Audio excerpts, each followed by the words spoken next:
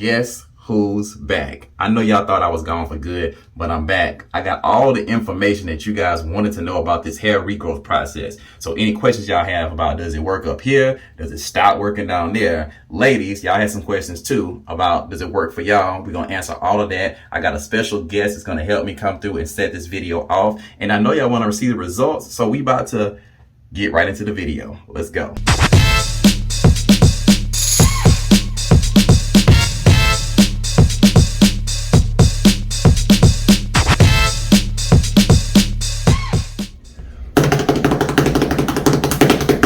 What it do, YouTube? It's your boy, a DJ named Slickback. I am back. I'm tired, but I'm back. I'm back, and I know, listen, I know you guys have been asking questions. I know you guys have been really curious about what's my hair growth or regrowth been looking like, and where am I in the process, and what am I up to, and is it working for me, and so forth and so on. I've seen the comments. I've tried to respond to them as much as I could. But there's a reason why I hadn't been responding, and we're going to talk about that here in a second.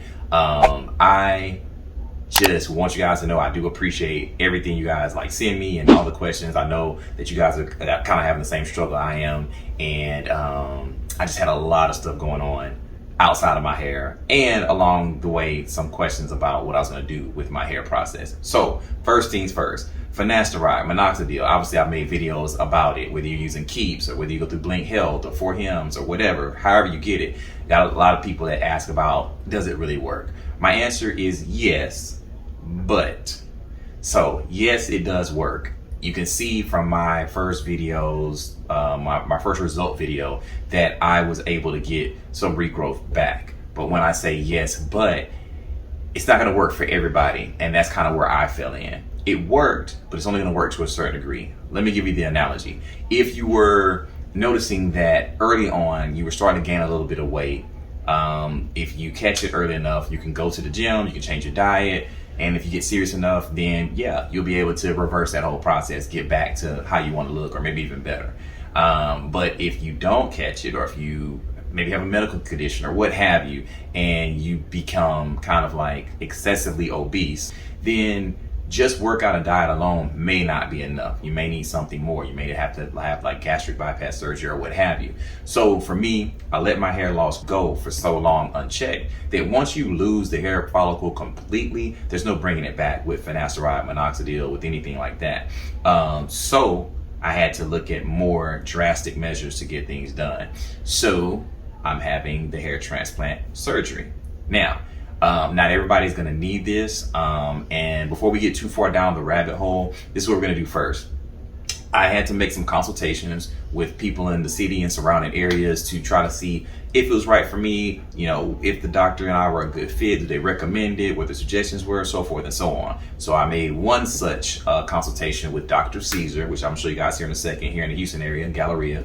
And I was just really blown away by everything he had to say. He wasn't like hardcore trying to push me. He just really explained the whole process. And when I say the whole process, I mean the whole entire process, meaning he talked about it from Finasteride and Monoxidil, why it works, how it works, who it'd be good for, all the way up to hair transplant. But there's a lot of things in between that you can do. So before we go too far down, I'm gonna take you guys inside that consultation that we did a few weeks ago, and I'm gonna let you see the highlights of that, where he's gonna talk about everything that you can do from Finasteride and Minoxidil up to and including a hair transplant, and answer some of those questions that a lot of you guys ask me. And so I always say, like, I'm not a doctor. Well, for once, we'll be able to let a doctor speak on some of these things about side effects and how it works and myths and all of that good stuff. So let's start with that, and then we'll go from there. Let's take a look and check it out. You know, I can kind of take you through the whole process, or I can focus on the hair transplant, which I know that that's what you wanted to know a little bit more about. It's no, up to you. I can hit all. I just like to hear it all. Give me a better perspective when I get. Yeah. Excellent.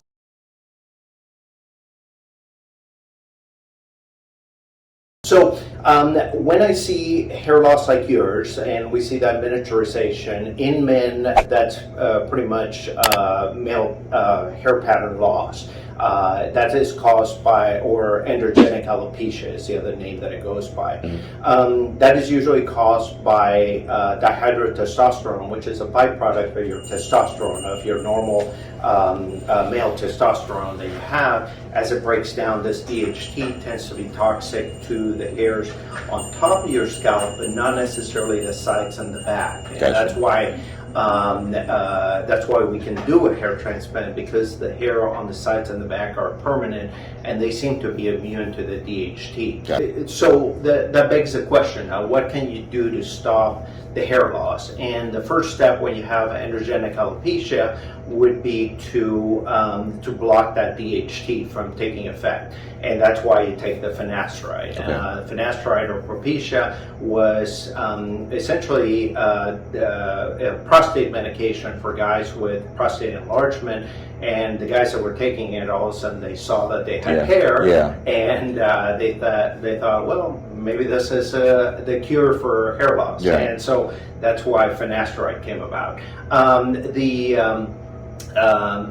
Finasteride, as you know, it's a once-a-day pill that you take, and it is pretty effective. About 60% of guys will have hair growth with finasteride. The issue with finasteride can be the side effects. However, they tend to be overblown when you do your research on the internet. So the real data from the studies that were done to FDA approve finasteride for hair growth was guys that were taking the pill, 1.8% of those guys were going to were developing sexual side effects. And most important are loss of libido, meaning loss of interest in sex, difficulty maintaining an erection, and decreased ejaculation, meaning that less volume comes out during the sexual act. Now, to be fair, 1.3% of the guys that were taking the placebo or the sugar pill also developed the same side effects. And as you know, research studies on medications are conducted. They compare between people taking the medication and people taking a sugar pill to see what the real effect of the medicine is and control for that placebo effect, they call it. So the real number is probably 0.5%, or 1 in 200 guys will develop some sexual side effects. That being said, those sexual side effects could be dealt with medication adjustments, or by changing to a topical medication to decrease the systemic absorption of the finasteride.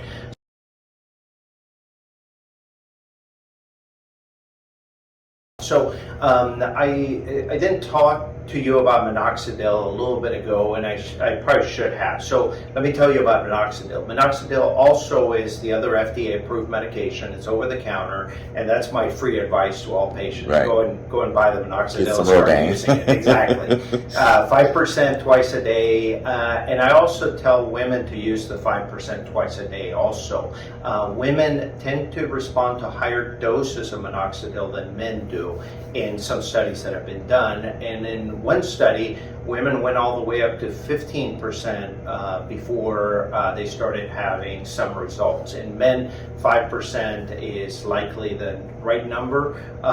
In one study, they took men up to about 7.5%, but then they start seeing a decrease in the effectiveness of the Minoxidil, and that's why the FDA approved it at 5%. So Minoxidil works by stimulating your scalp, the best way that we can tell. It's not clearly known how it works, but Minoxidil originally was a blood pressure medication. It still is, that people would take a pill once a day in order to control their blood pressure. Lo and behold, people started growing hair, and they said, "Oh, let's figure out what's going on."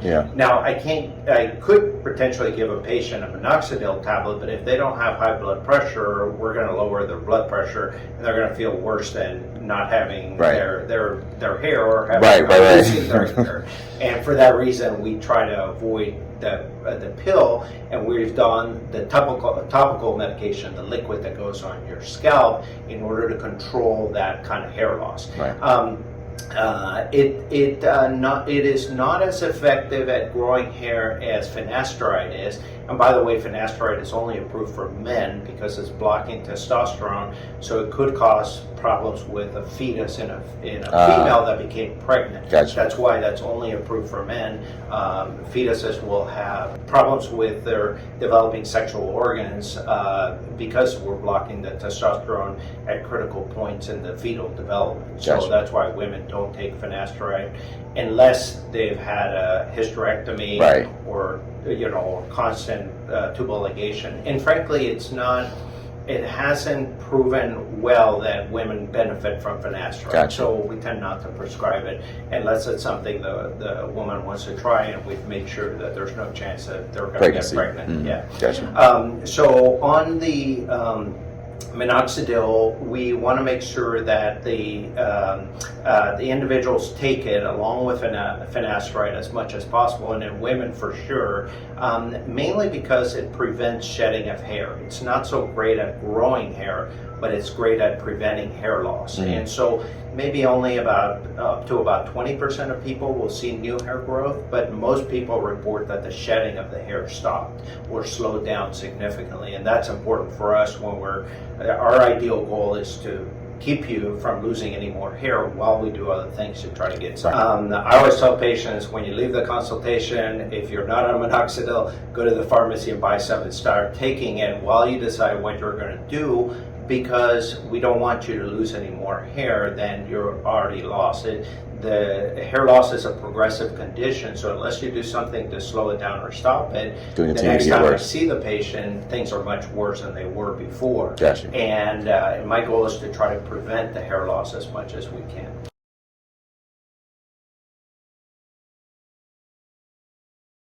Now, beyond that, there's other treatments available. So for male, the next thing would be a laser cap, and we carry the Capillus Pro caps.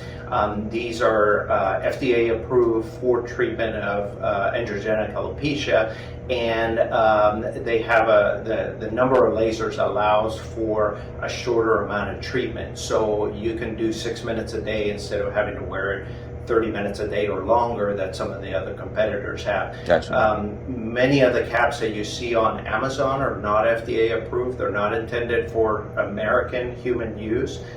They're made in China and they're imported illegally into the United States. Okay. And so we don't know what they're giving you. We don't know how much radiation they're producing.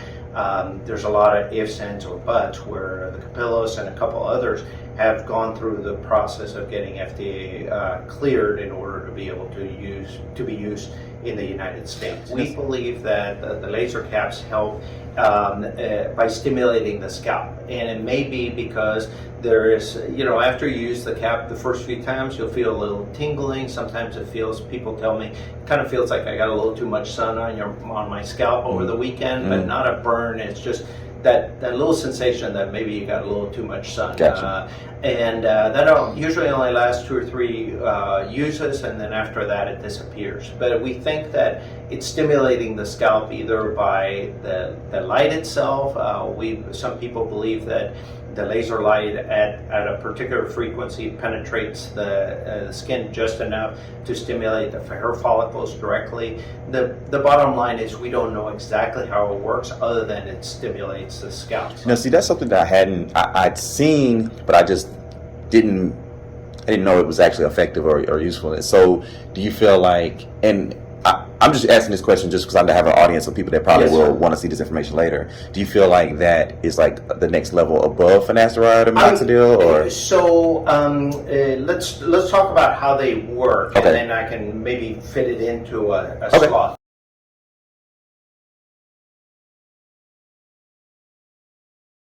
So that would be the next step, and we combine microneedling, which is the general term for derma rolling. There's devices that almost like a tattoo gun that pulsate, which is kind of what we use here in the office. And then there's the derma rollers. The derma rolling at a physician's office at a depth of about 1.5 millimeters, we believe it actually stimulates what's called the bulge of the hair follicle, which is where stem cells and other stimulants tend to live. And so if we create micro trauma in that area, the healing process of the body will improve the working and the physical, it'll aid in recuperation of those hair follicles. Now, I should clarify that by saying, once you've lost hair in an area, period, like there's no more hair growing there, there's nothing that's going to bring it back. Right. But when you have some hair loss, all these treatments help to either stimulate the follicle into coming back. And remember that the miniaturization of the hair that we saw in the microscopy pictures.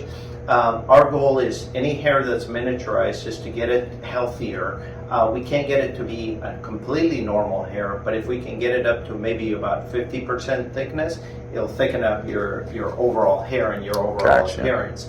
And so a miniaturized hair will never be normal again, but it could recover all the way to about 50% of its normal thickness, and that's better than not having hair in that area. Yes. So derma rolling does work. The derma rollers that they sell online, they tend to be at 0.25 or 0.5 millimeters, and so it is stimulating your scalp, but it's not stimulating necessarily the entire hair follicle at that depth. But 1.5 millimeters, you need to have a little bit of local anesthesia, otherwise it's, it'd be torture. Right. It's a very sensitive area. Right. And it's much deeper than even a tattoo normally is. And so even though I occasionally see guys that have had their scalp tattooed, this is deeper, and they go, okay, that one hurt. And that's interesting, because hearing that, like, so much of, obviously I did a lot of just reading up on stuff online, and everybody was recommending like a low, like what you said, like 0.25 or 0.5, or just saying like 1 point. Yeah, we use 1.5. There was one study that showed one millimeter of depth. It was the ideal range. But I've actually, in my own patients, I've seen that 1.5 tends to work a little bit better. And that study was a small study, so it's subject to a little bit of bias. Gotcha. I think they only studied 40 patients, and that's difficult to draw really, a conclusion other than to say, hey, we need to look a little bit further into this. But our own protocol here is about 1.5 millimeters, which would be difficult to do on your own. And I don't think you can get, as an individual, you can get a roller that's at that depth. Now, I prefer the devices that go in and out compared to the rollers. And the reason for that is, if you think about the teeth on a roller, when they're coming out of the scalp, they may be causing trauma. Like an angle. They're not going to be straight up and down, but they're going to be angled as the roller goes around. And I worry that it's going to cause. I worry that it's going to cause some more trauma.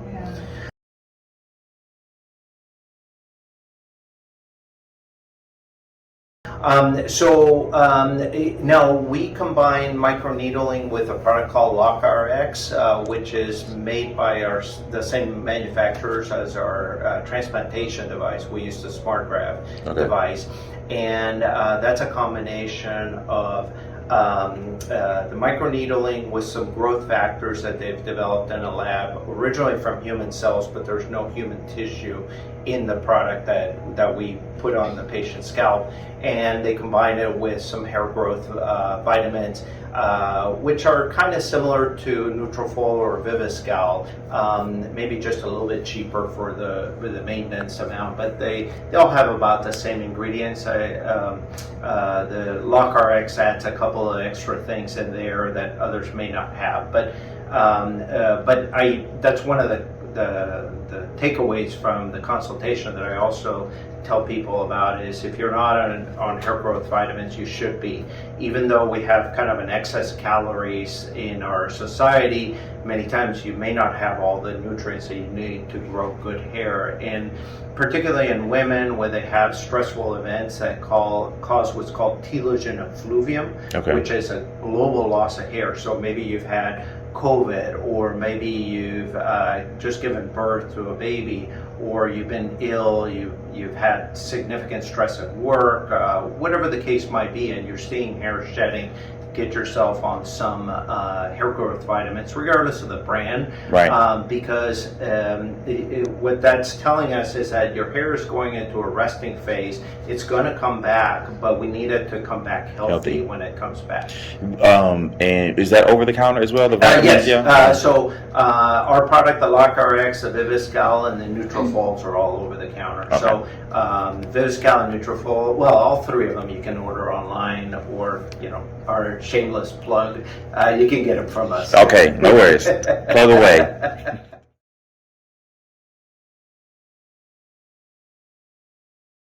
The next level of care, and it's probably equivalent to microneedling, but that would be platelet-rich plasma. Okay. And PRP, or platelet-rich plasma, is where we take a sample of your own blood and we spin it, we get the plasma and the platelets out, and then we inject it in the problem areas in your scalp. In your case, we would be doing the crown and probably a little bit here and the hairline to make sure that we get everything to work there. Now, PRP works the same way by stimulating your scalp, and the goal is to bring platelets and plasma to that area with their own growth factors in order to try to stimulate your scalp. If you think about it, platelets, if you remember from high school biology, are the blood components that repair damage. Yes. And so if you cut yourself, the platelets are the ones that go there at first.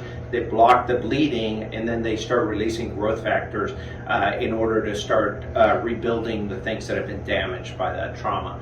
The theory is that on your scalp they work similarly by trying to recuperate some of your lost hair follicles, or not lost, but the ones that are not as healthy. Gotcha. Again, if your hair follicle is done, That's done, yeah. it's done. But it does help to recuperate some of the miniaturized hairs. The question is, there isn't a good controlled trial on PRP for hair growth, and we know that there in the small studies it works, but exactly what percentage it works is really not well known. And that's I get that question all the time. Well, can you tell me how much hair we're going to get? And many times that's a difficult thing Gotcha. to do. But nonetheless, it is an effective treatment. We use it as a component of our hair transplants in order to improve the results of the transplant, as well as to improve your own hair, because as I said at the beginning, it's really important for me to preserve the hair that you have in order for you to get the results that you want. Gotcha. And so anything that we can do to maintain your hair while also doing other things in order to improve it is really important. Okay. So you said, I just want to make sure I heard that correctly. So if you do the transplant route, yes, then the PRP is part of that it's as well. Included, yeah. Okay, gotcha. In our clinic, we include it because I've seen the results are improved as a result of it, both in the hair that you have and the hair that we're transplanting. And so I've just chosen to include it as a component of Gotcha. your hair transplant.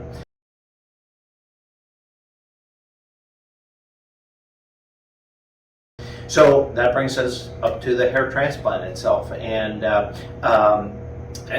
we do predominantly F.U.E, or the follicular unit extraction. That's where we take individual hair follicles and we move them from your donor area, which is the back and the sides of your scalp, and then implant them on the scalp where you need them. Gotcha. In your case, we would probably put a few here in the areas where you're getting a little bit of thinning there, and then obviously we would concentrate most in the back. The hair transplant is a one-day procedure, local anesthetic with a little sedative to kind of keep you comfortable during the process, and most people recuperate brilliantly from it. The reason why the hair transplant doctor is bald right now is I had a hair transplant in January. Okay. And as the old Hair Club for Men commercials used to say, I'm not only the owner of the company, but I'm also a patient. Right, right. And so it looks really good. Yeah, Right. and so it's right. We're at roughly just over 3 months since the transplant. When you have the transplant, those little hairs that were in the follicles will shed as the follicle goes into that resting phase that I talked about before, and roughly about 3 months they start growing. I feel all the hair growing in, but it's just not full yet. And I chose to, last week I shaved it. So I chose to keep my hair all short so that everything would be even, and that way I could see all the growth coming in at the Gotcha. same time. So this is a weak growth now. Okay, no worries. I trust you, Doc. So, anyway, It falls out first before it comes. yeah. So the like I said, the hair transplant is one day, local anesthetic and a sedative.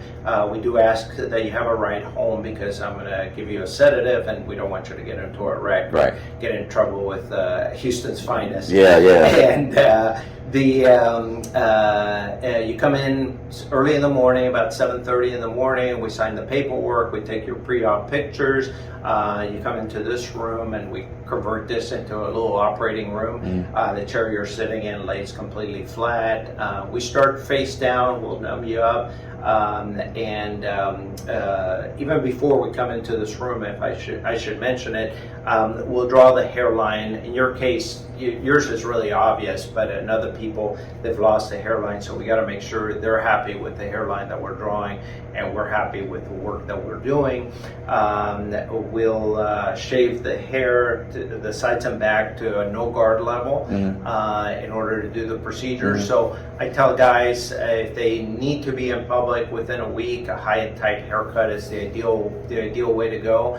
If you're not worried about your appearance afterwards and the best possible transplant results, then buzzing the whole thing is the way to go. It helps us in the process of implanting the hairs to get nicely packed grafts into the area that we need to. Yeah, my just real quick, sorry to cut off your flow. My ideally, if we get everything situated and I go through, I'll probably just take a couple weeks off of work, like 2 weeks, just to kind of. And that would be fantastic. Yeah. So many guys can't take that much time off, and so I always tell people take 3 to 4 days off. The reason for that is, after any procedure, we don't know how you're going to feel. Everybody responds a little differently. I was able to come back to work the next day. I just wore a little surgeon's cap over my head, so I didn't gross anybody out or anything. But otherwise, no real issues, no pain. I didn't have any pain afterwards. But I do give patients a little bit of pain medicine, a little sedative if they're having a hard time sleeping. I give you a neck pillow for you to sleep with your neck off your own regular pillow, because the back where we drew the grafts, you're going to have a bandage there, and it's better if you don't lay on it. Also, I recommend sleeping in a semi reclined position. So about 30 to 40 degrees of head elevation keeps any swelling from developing up in your scalp. Occasionally people even get swelling in their forehead. Sleeping at a semi-upright or semi-recumbent position is really helpful to reduce those chances. We'll give you some steroids to reduce the chance of swelling, and a little antibiotic also to take while you're recuperating to make sure you don't have any. So when you come in, when you come in, do I need to already have my hair shaved low? No, we can do all that here. Just here is fine. So my lead tech was a former Army guy, so he can do high haircuts. Yeah, got it. Really well. All right, no worries on that. And then I was curious, obviously in all these different places I've been trying to look at and research and yada yada yada, I saw there are different machines that people use, right? And that's like NeoGraft, and I think you said SmartGraft. Use someone like F.U.E, like there's different ones. So do you have any? Is there a reason why you use the one that you use opposed to? So we use the SmartGraft system. Now, if you go to a mechanic and you ask them, hey, which one do you prefer? Craftsman, Snap-on tools, rigid tools, which one do you like to use? He's going to say, hey, listen, as long as the tool works, that's good enough for me. Right. Same with photographers. Are you a Nikon guy or a Canon guy or a Sony guy? Yeah. It doesn't really make any difference. The question is can the tool do the job? Right. We like SmartGraft because they kind of went and did a few tweaks beyond the other technology that's out there in order to make our job a little bit easier, and that's why I chose that technology. But at the end of the day, if you go to a physician who does the NeoGraft versus one that goes to SmartGraft or one of the other devices out there, or even manual F.U.E, as long as the person is competent in what they're doing, the device is not as important. Okay. The manufacturers of devices will complain that I'm saying that, but the reality is the device is only a tool. It's the skill of the person doing the procedure that you want. Were you doing the extraction at the SmartGraft, or actually any of them? Is there like scarring, or how does that does it come back like looking normal? Yeah, and I can show you some pictures in a minute. I can't do it on video because no worries. you know, I have to get consent from other people to do that. But the way that these devices work is they all use hollow punches. So it's kind of a modified dental instrument that can rotate and it can make a hollow punch. And then they use a suction in order to extract the follicle out of the punch, and then we drag and pull in order to get it to go into the device itself. Once in the device, they go into a chilled container that has a little bit of normal saline, and they're kind of kept chilled the entire process until they're implanted, just so that they last a little bit longer or outside of the body. Gotcha. The hollow punch makes roughly a 1 millimeter little hole on the skin itself. The beauty of having a round hole is that the way that your skin tends to heal is to close around that hole. And so what you have left as a scar is a pinpoint dot. Okay. Now, most people don't see the pinpoint dot because you have lots of pinpoint dots in your scalp from your hair growing. Gotcha. Even if you shaved it. So it's not an unattractive scar. There's nothing that's not natural looking about it, like a linear scar that you would get from an F.U.T. procedure. Yeah, when they do the track. Now, there are some people for which the F.U.T. procedure is indicated for, but the vast majority of them, they can do an F.U.E. And save themselves from having the linear scar. Anything that's a line in your body doesn't look right because you don't have anything that's naturally like a line. Short of having a few wrinkles on your face, that's the only thing that looks like a line per se. But we're accustomed to seeing those. When a line is not in a place where you normally get wrinkles, then it looks odd. And that's why we predominantly do the F.U.E. in order to try to have the least amount of the best results and the least amount of evidence that we've been there and we've done anything about your hair. Gotcha. All right. I mean, sounds good to me. Obviously, you already discussed the F.U.E. probably my better route, but then I think on the phone we discussed there's like small, medium, and large. Right. And I had an assumption I'm either medium or large. So, what do you feel as far as? So let me take another look real quick. So I think in your case, covering the whole area back here would most likely be what we would call a large job. And I would estimate somewhere between 3,000 and 3,500 grafts to get it all covered. That would be to get you to where it's not noticeably thin when you're looking at your own scalp after your hair grows and everything. Right. That would be considered a large size transplant for us, and we'll talk about pricing and those kind of things in a few minutes. We tend to like to pack hairs a little bit closer, so we tend to do a little bit more hair than other centers do from a single sitting.